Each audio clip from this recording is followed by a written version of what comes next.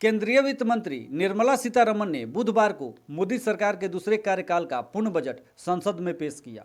Budget पेश करते हुए उन्होंने कहा कि यह बजट भारत की अर्थव्यवस्था को मजबूती प्रदान करेगा। साथ ही साथ उन्होंने यह भी कहा कि इस बजट में समाज के प्रत्येक वर्ग के लोगों का खास ध्यान रखा गया है। इस बजट में युवाओं, महिलाओं और देश के वरिष्ठ नागरिकों के लिए कई महत्वपूर्ण घोषणाएं की गई हैं।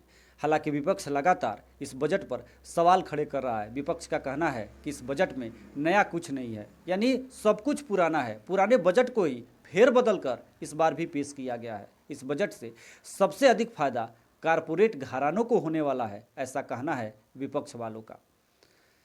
जब भी बजट पेश होता है, आमतौर पर आम लोग बजट की तरफ टकटकी लगाकर देखते हैं, इस उम्मीद में कि इस बार बजट में उनके लिए कुछ खास होगा। तो मैं आपको बता दूं कि इस बार इस बजट में आम लोगों के लिए क्या खास है, कौन कौन सी ऐसी चीज़ें हैं जो सस्ती होने वाली हैं और कौन कौन सी ऐसी चीज़ें हैं जो महंगी होने वाली है।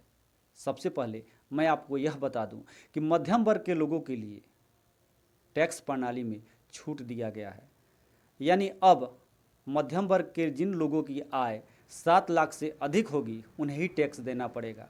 पहले यह सीमा 5 लाख थी, यानी 5 लाख से अधिक सालाना आय होने पर टैक्स देना पड़ता था। लेकिन अब 7 लाख से अधिक अगर आपकी सालाना आय होगी तो आपको टैक्स देना पड़ेगा। तो इस प्रकार से 2 लाख की सरकार ने टैक्स प्रणाली में छूट दी है। अब हम बात करते हैं कि ऐसी कौन कौन सी चीज़ें हैं जो इस बजट में सस्ती हुई हैं और कौन कौन सी ऐसी चीज़ें हैं जो इस बजट में महंगी हुई हैं। तो इस बजट में सस्ती होने वाली चीज़ों में इलेक्ट्रिक वाहन है, यानी इलेक्ट्रिक वाहन अब मार्केट में सस्ती कीमतों पर आपको मिल जाएंगे। सरकार ग्रीन एनर्जी को बढ़ावा दे रही है। सभी सेक्टरों में सरकार ग्रीन एनर्जी के इस्तेमाल पर लगातार जोर दे रही है। सरकार का कहना है कि देश की निर्भरता डीजल और पेट्रोल पर बढ़ती जा रही है, जिसका साफ साफ असर महंगाई पर देखा जा सकता है। अगर महंगाई को नियंत्रित करनी है तो फिर देश की निर्भरता डीजल और पेट्रोल पर कम करनी होगी। इसलिए सरकार लगातार इलेक्ट्रिक वाहनों और हाइड्रोजन गैस से चलने वाली गाड़ियों के दाम में भारी कटौती कर रही है। देश प्रदूषण की भी समस्या से जूझ रहा है। दिल्ली जैसे शहर लगातार प्रदूषण की समस्या से जूझ रहे हैं। इस लिहाज से भी देखा जाए तो सरकार का यह कदम काफ़ी सराहनीय है। अब वह दिन दूर नहीं जब भारत की सड़कों पर इलेक्ट्रिक वाहन और हाइड्रोजन गैस से चलने वाली गाड़ियाँ ही दिखाई देंगी।